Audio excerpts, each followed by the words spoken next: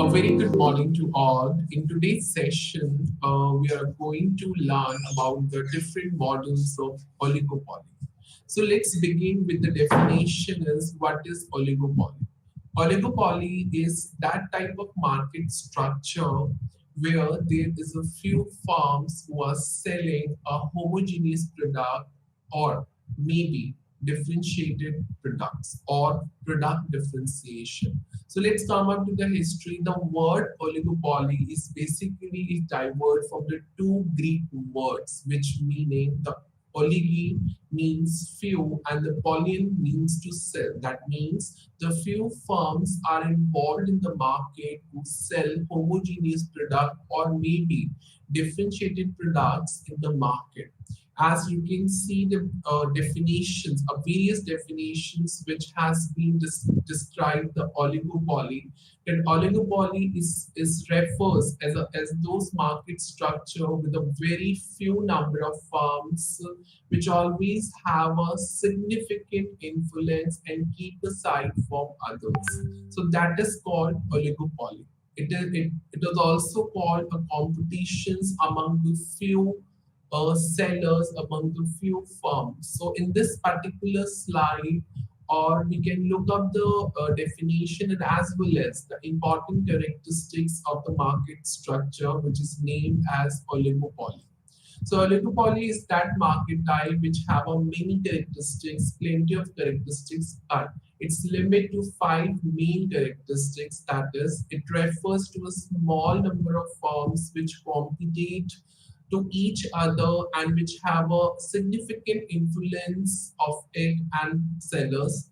It always interdependence and every firm is independent to take the decisions in respect of the output, in respect of the prices of a commodity. The third one is it barriers to entry as there is a restrictions for the new firms to enter into such market which was very you can see a lengthy process to follow up the rules and regulation which has been imposed by the government. The next one is product may be homogeneous or there may be a product differentiation. So it depends on the firm that mostly this market is belong to the homogeneous product, but due to the circumstances and situations, the firm can also refer to a product differentiation as well if any chances in the market come arise. The next one is indeterminate price and output. Automatically, the price is already been set up by the firms and they have a full monopoly power to set the number of units that to be produced by the firms in this particular market. So let's begin the oligopoly models. So if we talk about the oligopoly models, or in other words, we can say oligopolist models, it classified into two categories. The first one is non-collusive model and the second one is collusive model. So if we talk about the non-collusive models, it categorized into three types of model. The first one is Carnot model, Stucklet-Bill model, and the Sweezy model. When we talk about the collusive model, we talk about the classified into two categories, that is the cartels and the prisoner dilemma. In other words, we can also call a games theory. So let's begin with the Carnot duopoly model, which is one of the model of collusive oligopoly. So when we talk about the Carnot duopoly model, it describes as one of the oligopoly model or a market model where two and more firms actually produce the same good and have a competitive environment for a market share. These firms decide independently, simultaneously of each other, whatever the output they are actually want to produce and whatever the total quantities you can say supplied of all the firms that actually determine the market price. So it depends that when they decide the market price in the particular market of any of the goods is totally depends on the total quantities whichever is supplied by all the firm. firms, and accordingly they will decide the market price, and that market price will be charged from the you can see consumers and from the other firms as well. And that is actually called the not competition, where the few sellers involved in the market, they compete each other for the market share. They decide simultaneously the whatever the units, or you can see the amount of output that they are willing to produce, and accordingly they will determine the market price. This model has been developed by the French polymath Antoine Augustin Cournot, which in 1801 to 1877, and after which the economic model, after which it was termed as an economic model, which always defines a market situation when the two firms are engaged into a market, and obviously they are willing to supply a mineral water springs, and each firm is producing the same product, the unlimited quantities at zero cost. When you talk about the zero cost, in the upcoming period, they will decide all together, they will decide, or the whatever the farms supply the total quantities of the mineral water springs, and accordingly they will determine the market price. And that is actually called not duopoly model, which always called one of the model, one of the most important model of oligopoly market model. Now we talk about the assumption of these models. So these are the five main assumptions which always being followed when we represent this model through diagrammatically. So these are the basic assumptions of the model, that there would be a fixed number of firms in the market and they have a monopoly power. It means every firm has to decide that how much the output they want to produce in the market, and ultimately such decision which always influence the market price of a commodity. The next assumption is all the firms produce a homogeneous good. It means, in other words, there is no product differentiation. So there is always an assumption that under the under the oligopoly model, there may be, you can see the firm will produce a homogeneous product, but maybe a product differentiation.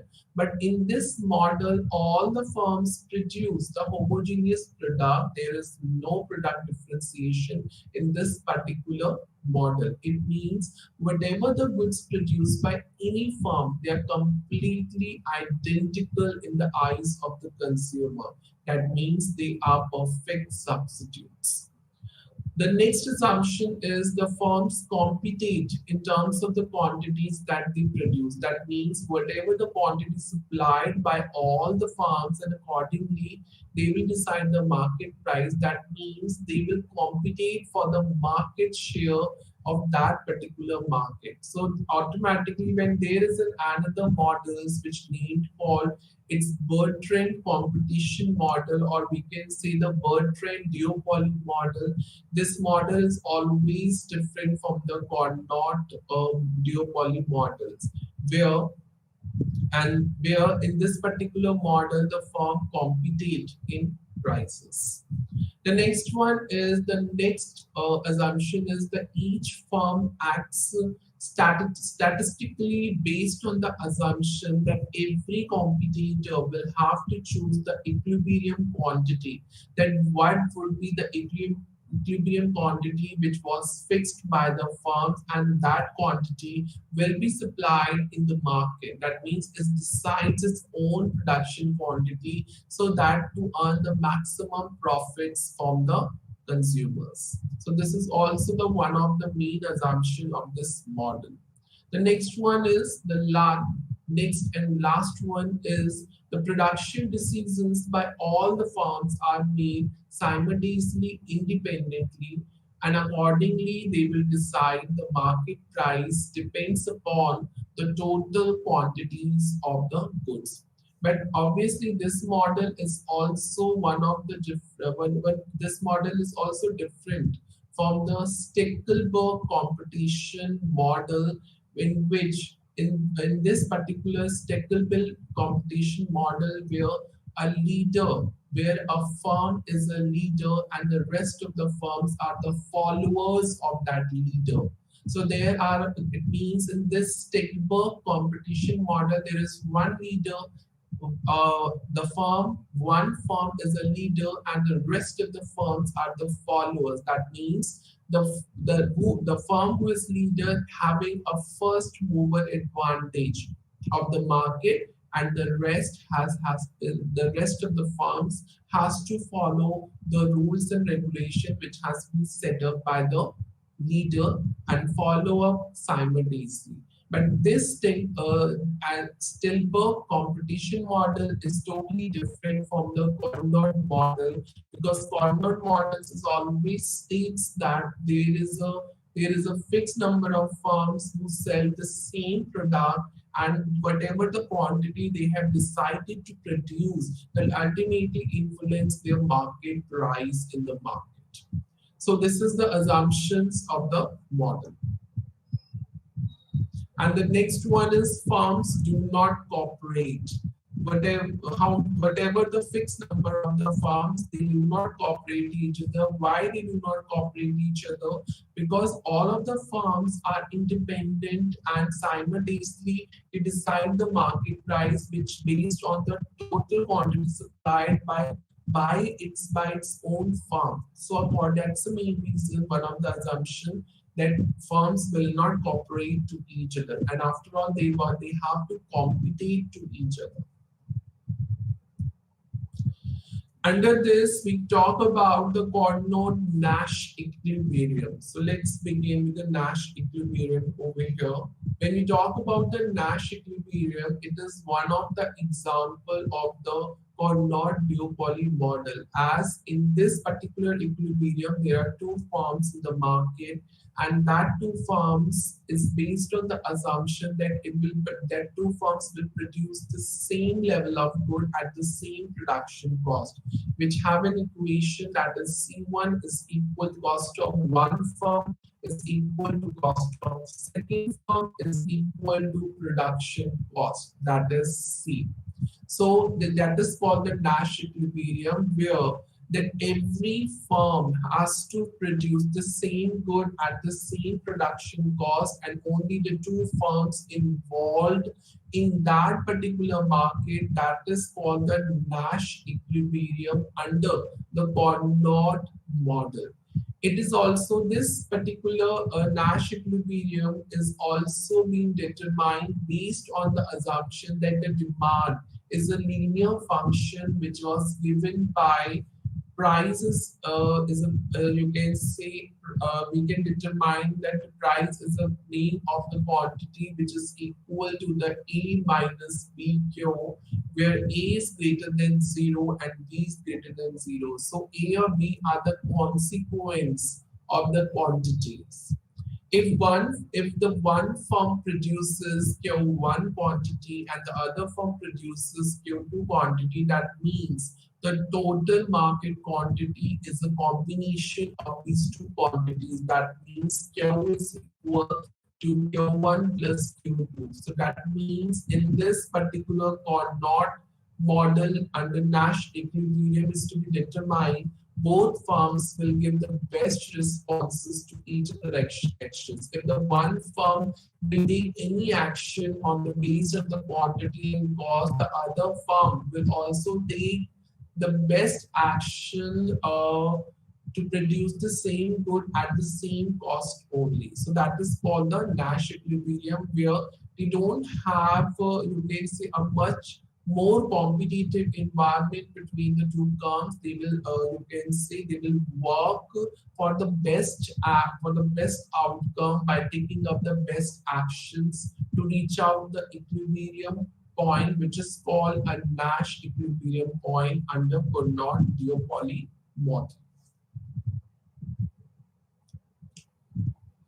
Now we talk about that how you represent the Nash equilibrium under Carnot duopoly model. So this is graphically shown where you can see up the you can see the two linear demand curves lines, and along with when these two lines intersect, that would be a equilibrium point. So that means when we talk about the equilibrium point, the Q2 dash and Q1 dash are the all equilibrium points. So when we talk about the Q1M and you can see QM2, it always denotes the different quantities, and accordingly the demand curves has been drawn, which is shown in the linear demand function, which automatically depends upon the price and the quantity. That means the income and the quantity as well. So when we talk about this particular diagram, so graphically, if we look upon the point E is the equilibrium point, which is the best response curves when we talk about the Q1, Q2 and Q2 into Q1. So if you look up the line that where the equilibrium point has been achieved, this particular point gives you the best response of the curves, which is called the linear demand curves, which where the quantities has been produced or the quantities has been intersect, that is Q1 that is into Q2 and the Q2 into Q1. So this particular on this point, the equilibrium point has been achieved. Moreover, this particular diagram is also represents the quantities, that is Q1M, that is Q2M. That means this particular quantities will be produced by the two firms. It will be either from one or it would be either from two, and whoever one firm is operating in the market, that particular firm must have a full monopoly power.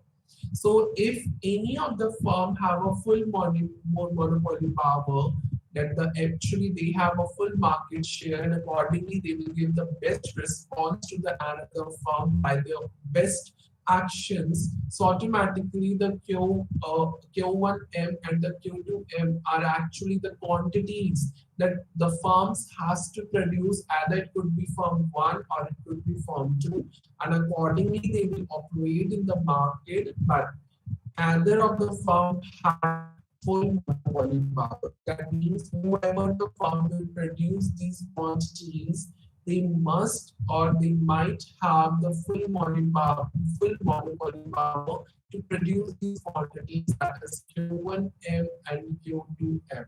So when these two lines, demand curves lines intersect to each other, if you look up the line which is begin from the origin, then actually called the equilibrium point, where the both quantities, that is Q1 and Q2, is actually equal to each other. That means they must have in this particular point, they must have a monopoly power, so that whatever the quantities which has been produced here, Q1M and Q2M, which will be produced by either of the firms from A or B. And that is actually called that how the Nash equilibrium point will be achieved when the two linear demand curves will intersect each other, where the quantity of one firm and the quantity of another firm is equal.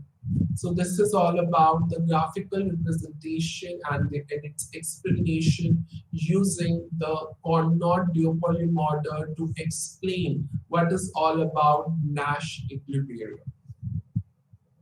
So in the Nash equilibrium, there are only two firms. So we are talking in this particular graphical representation about the two firms only. Now we talk about the main, you can see the model which called Carnot duopoly model, where the Nash equilibrium is already being shown. So this is the main model of the Carnot model and how it is represented graphically. So when we talk about the two linear curves, that is the first one is demand curve and the second one is marginal revenue curve. And if you look up the numeric digits or numericals, that the area, that is 1, 2, 3, it always denotes something. If we talk about 1, 2, it will show a welfare gain under the Cournot model as compared to all other types of the market structure and the competition. But when we talk about the area 3, it is called a deadweight loss. Why? Because the firms are reduces the you can see the prices, and accordingly the number of firms you can see compete to each other. So automatically there would, in this particular scenario, there would be a deadweight loss. So let's begin with the explanation of this diagram. There is a price line which is equal to marginal cost, and as it is called a horizontal line where every cost which is called a production cost or any production cost to gain another units of the production units, that's called the marginal cost, which is equal to each other. So in this particular diagram, it is based on the assumption that the marginal cost is constant over all the output changes. It would reach to Q1 dash to QC or QM. So in this particular scenario, the quantities and the prices, it's realized under the monopoly. That means the price has been fixed, and accordingly the Cournot Nash equilibrium will be achieved. As you can see, it's mentioned in the diagram, which is the center point of the demand curve, and that point is equal where the quantities of both the firms will become equal. But when we talk about the gaps of these lines, it totally depends upon the prices and the quantities supplied by these firms under the Cournot duopoly model. So when we talk about the areas, we look up the when there is an increase in the prices. So automatically, if you look up the mean marginal cost price line, which is equal to each other, that is PC. So when there is two firms in the market always reach up to the optimal solution. When the market prices will become decreases, that means the Nash equilibrium will not be a stable situation where the both firms will find it beneficial to increase the prices of its product in the market. And that's the main reason that PC it remains the constant as the output become increases. And this is a way that how the Nash equilibrium will not become stable if the price will remains constant.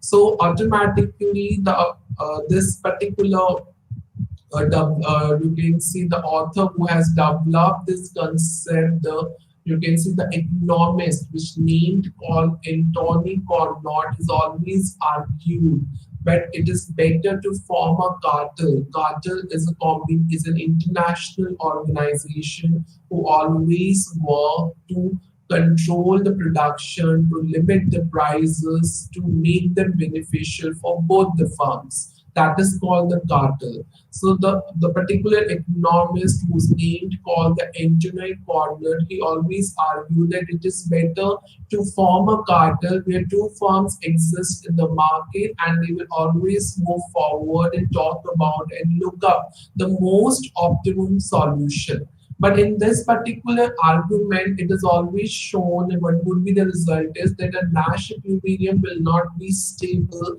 if both firms are equally beneficial to each other.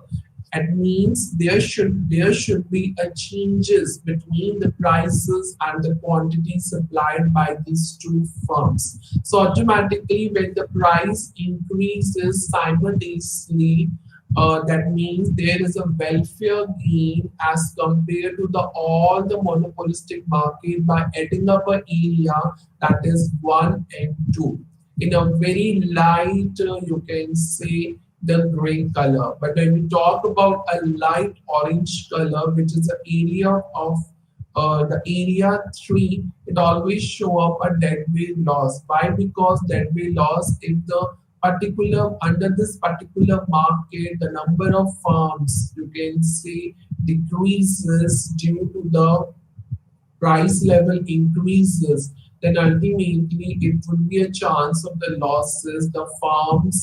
The number of farms will be out, and when the number of farms will be out from the market, then it will not become a or not equilibrium. It becomes the monopoly market, or if the number of farms would get increased where they sells the same homogeneous identical product, that means plenty of the farms involved in that, when there is deadweight loss, that becomes the perfect competition model. So if the number of farms in the not oligopoly, it becomes, it reaches to infinite number, then ultimately it's not called a Nash equilibrium, it becomes a perfect competition model. And that's not the ultimate goal of the Cournot-Nash equilibrium. Cournot-Nash equilibrium is always states that, or is based on the assumption that there are only two firms who can achieve the welfare gain when there is a Cournot equilibrium to be achieved at point P dash. So when the price increases to PM, then ultimately it reaches a situation of the monopoly. And when the price down or decreases from P dash to PC, then ultimately it becomes the situation of the perfect competition. If the number of firms decreases simultaneously, then automatically there is no Cournot. It becomes a perfect competition. So Cournot-Nash equilibrium will be achieved at point dash where the areas of A and B will achieve and refers to a welfare gain. So if the P dash would be a equilibrium point of the Cournot-Nash equilibrium, that means there will be a welfare gain if it reaches a slight higher to a demand curve and reaches to a marginal revenue curve when it cuts to the marginal cost. So when any of the marginal revenue cuts to the marginal cost, that refers to a welfare gain. But ultimately, if nothing has been interaction of the revenue under the area 3, that means it leads to deadweight loss. That means there is no situation of the Cournot equilibrium when any of the firms declines and becomes infinite, which leads to perfect competition model. So this is all about it, how you will show up the Cournot duopoly model refers to a Nash equilibrium, because under the Cournot duopoly model, a Nash equilibrium has to be achieved.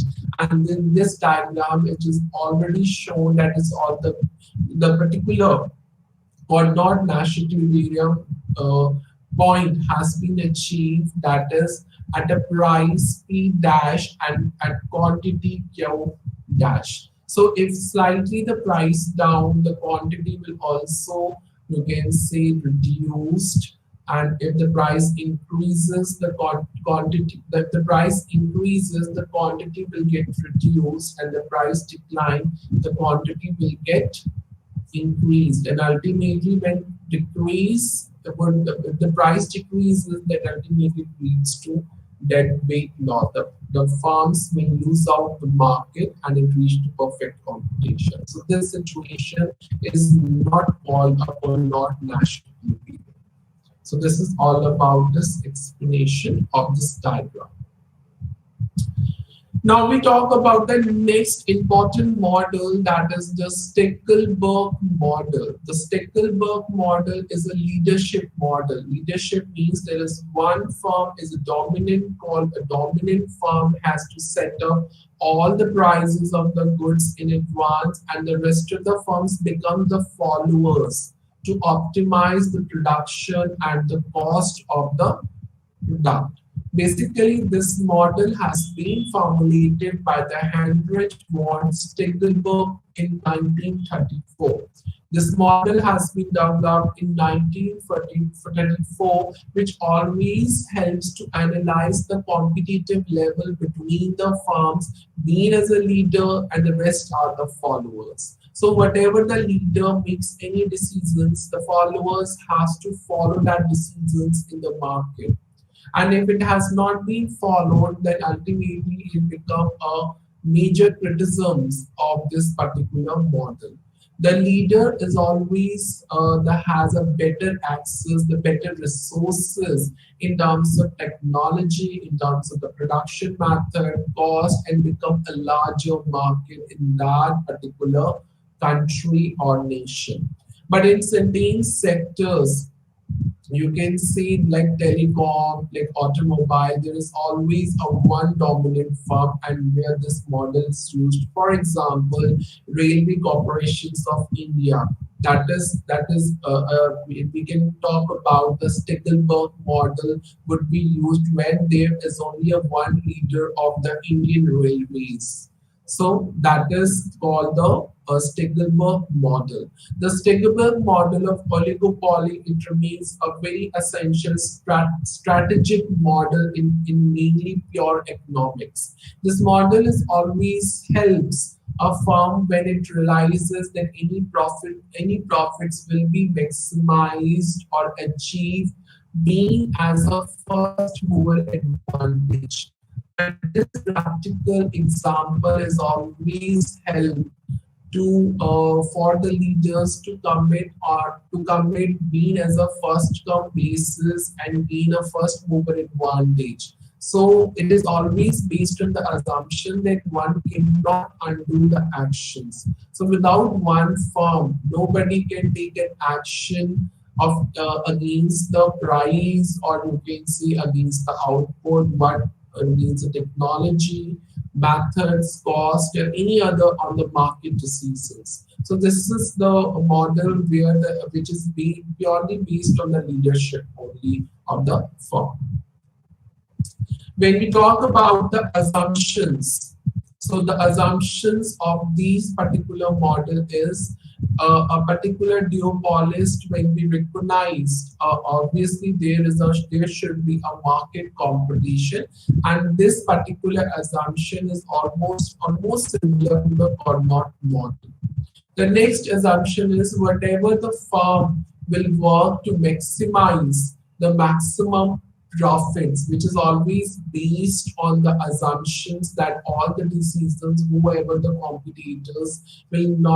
competitors not involved, and ultimately whatever the decisions of any of the competitors exist will not affect any output under this model. It assumes that the perfect information for all players in the market. If there are 10 players, 5 players, they have perfect information in the market. It is to be noted down that this particular model is based on the assumption where the Carnot model is also stated that whatever the operating firms, it cannot collaborate, it cannot pollute. It always talk about the maximized profit, which is based on their rival decisions. So it's something, as I said, that when we talk about the fixed number of firms, it is very similar to the Carnot model on one of the few assumptions where the rival decisions is always based upon them, and accordingly when any of the two firms or leader or the followers are talking about the maximize the profit is always based on the leadership only.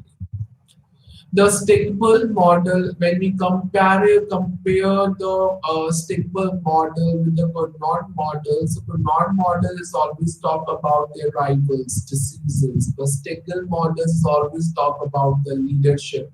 It's always talk about the first firm who is always come forward to take a first mover advantage and always take over the control of the output, and hence has a responsibility to set up the price of the good, and that is called the Stigberg model states. Follow up the argument. When we talk about any arguments which will be held between the leaders and the followers, then automatically if any of the argument exists and it cannot be resolved, that means it becomes Then the leadership firms or the dominant firm must have a smaller market share and the profit margins as well. That means if any of the other firms will not follow, then ultimately the leader will have that. That means that firms will exist the market, and the smaller, then ultimately the dominant firm will have a smaller market share and the profit margins among all the firms which are exist in the market who are doing or you can say selling the output to the consumers.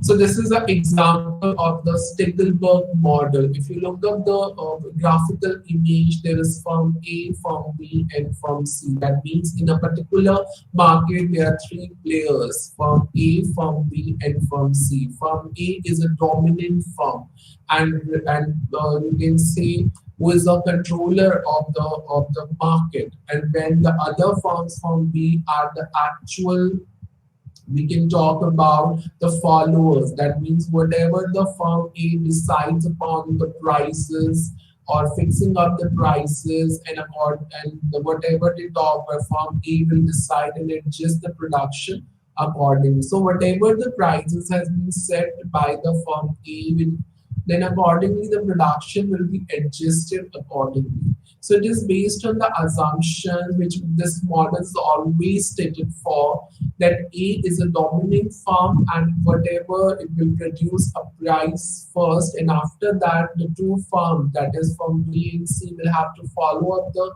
price set and adjust their production accordingly, depends upon the demand and supply of that commodity. So accordingly, if we talk about the image, the firm A is always come forward to become a first mover advantage, because he's the one who is the leader of all the other farms, and other farms are become the followers of that leader.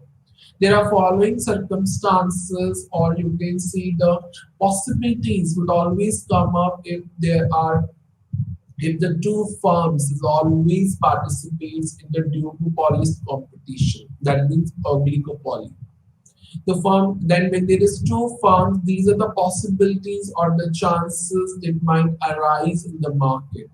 If firm A chooses to be a leader, then firm B would be a follower. If the firm B chooses to be a leader, then firm A wants to be a follower. Both A and B wants to be a leader, and both A and B choose to be a follower. That means if this situation arises, so accordingly that firm will decide the price and the production will be adjusted accordingly depending upon the demand and supply. So these are the following possibilities and circumstances under this model which could be exist. And if both an A and B become a leader, that means the rest of the firms become the followers of A and B. That means firm A and B would collaborate together, become a cartel, become a international organization, being as a leader, and for rest and whatever the firms under that market becomes the follower of that particular two firms A and B. So this is how the Stickelberg model works. Now this is a diagram or a graphical representation of this model. So if you look at there are two linear curves, or you can see the curves which are being as a downward sloping from A curve and from B curve. So it is based on the assumption that x-axis is always represent the A production, and the y-axis or output, on the y-axis the firm B output or production. When we talk about the quantities of under this particular model, the quantities supplied is the QC and the QS. So if we talk about the farms where the quantities are the QC and the QS, it always achieved at the points for the Cournot and the Stickelberg condition respectively. So when we talk about when two curves intersect, that is QC, that means it is the equilibrium point under the coordinate model, and the QS, that is the equilibrium point of the Stegelberg model. And after all, there is only a one leader who has to decide the price and the quantity, and of course depends on the rest of the factors. So let's take on in this particular diagram, it is always based on the assumption. So if the firm A assumes that being as in itself or being as a leader, that A is a leader, then B is a follower. That means if B become a follower, then the B will has to produce the Q A dash quantity.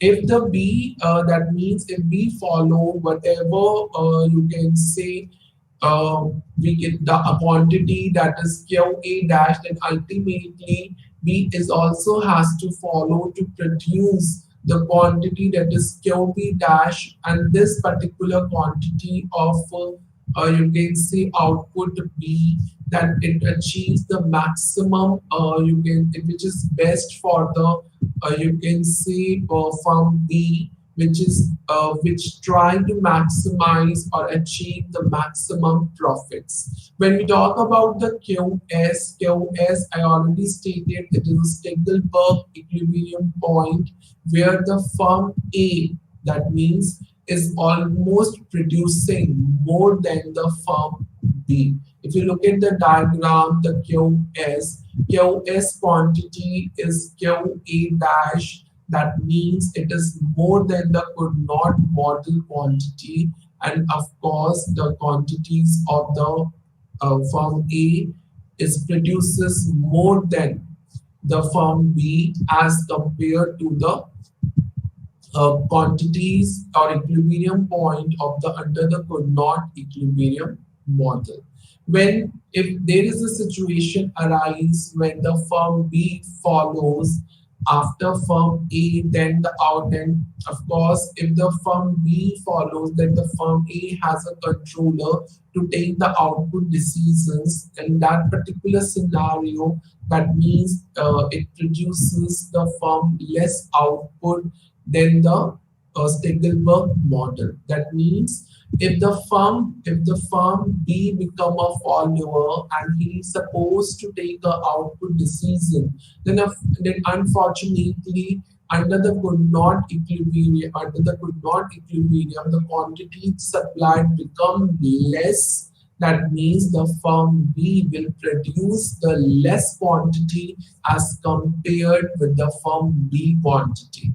So this is all about under this where the two curves, that is you can see firm curve A curve and firm B curve.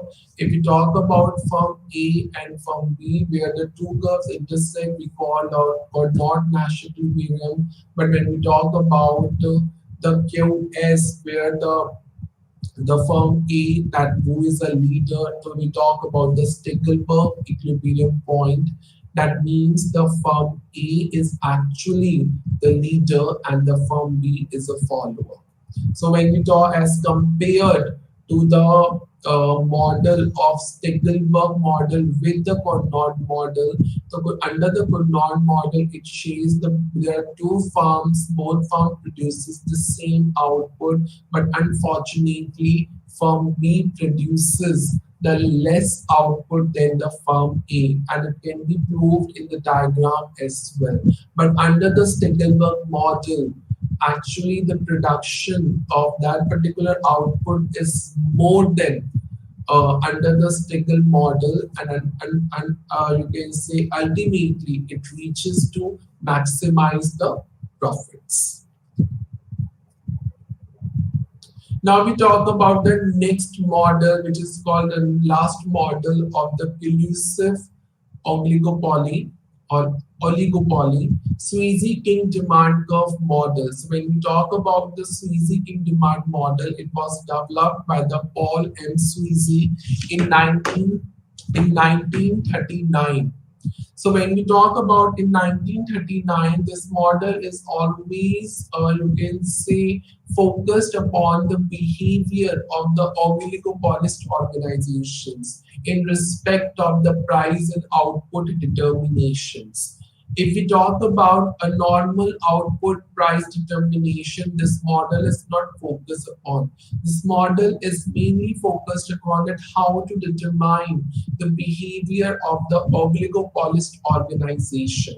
And accordingly, if the behavior of the oligopolist organization is stable, then it can be easier to determine the price and output in that market of all the firms.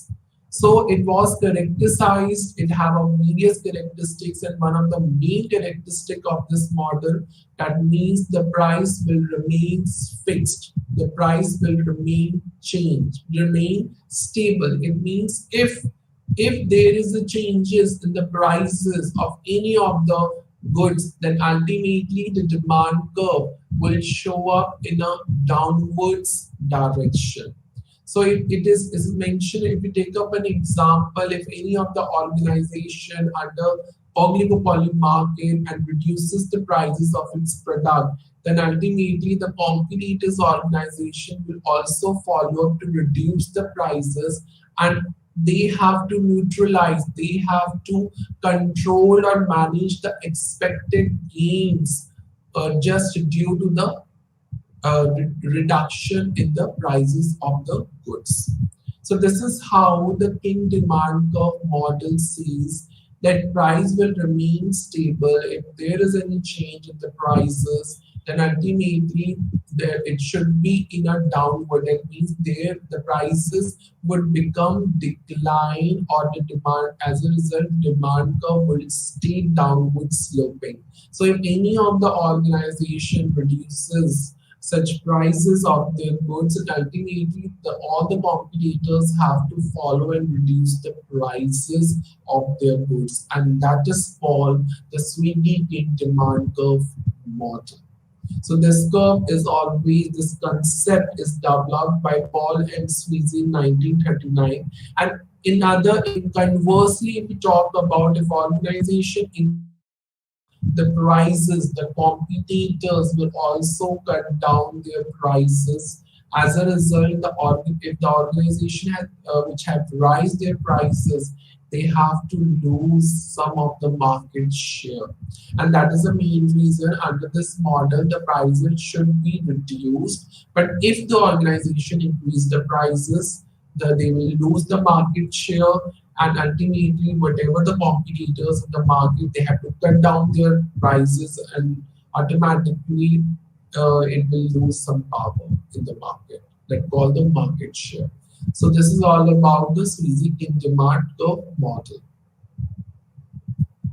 When we talk about this model, which is a very important model to understand, it always explains the various reasons that why the price becomes fixed in this particular model, in this particular oligopoly market situations. And in order to understand this, it is very important what would be the reaction, that how the competitor organization will change their prices in respective of the various situations, like price table, how if the price will get down, if the price will get increased, how what was the reaction, what would be the behavior of the competitors organization.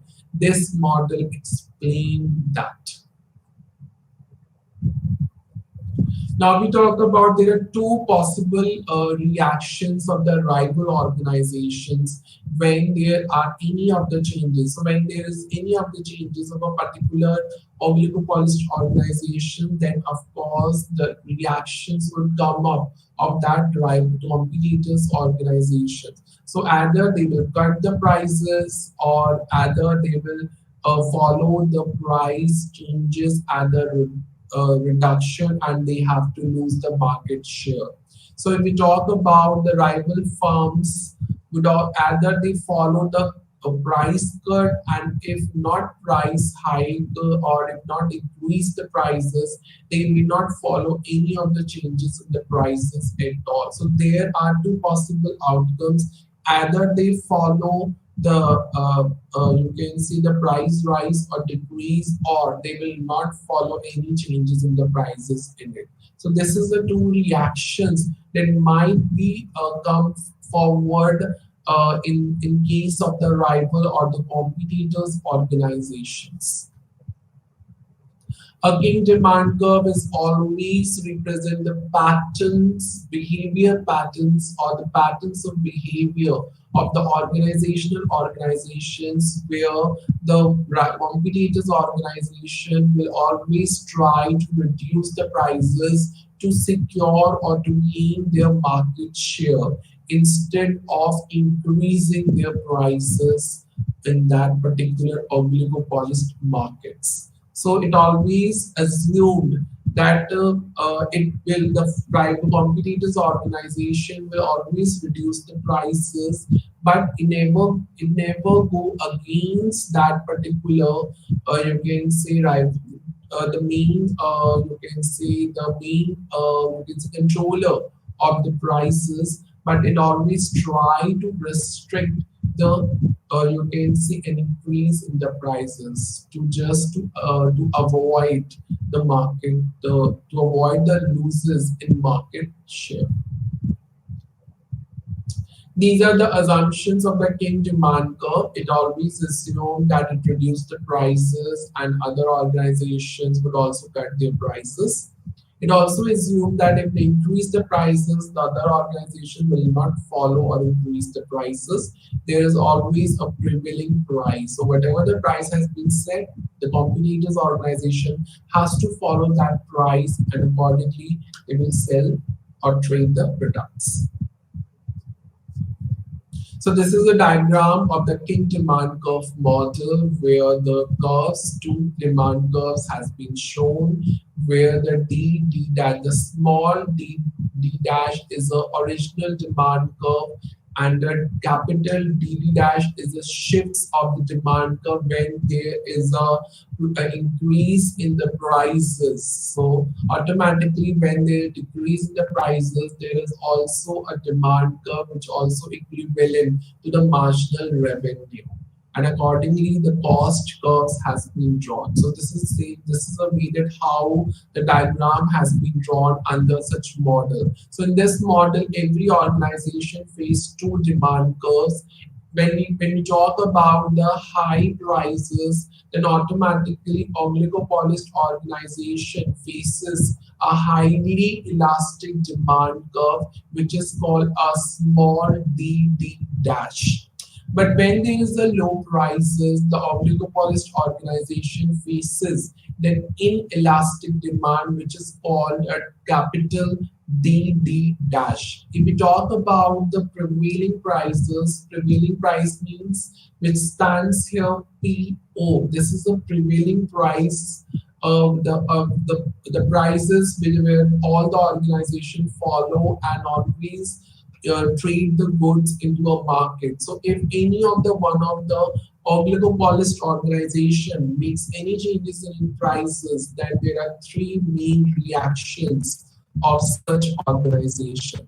The first reaction is ultimately if the price would goes up, then automatically the demand curve would shift from small dd dash to capital D dash. In such case, consumers will will go forward to the rivals as when there, and ultimately it decreases the sales of the oligopolist organization. And ultimately, the gap between that is DP, that means the small dp, whatever the line gap would exist, it will be more elastic.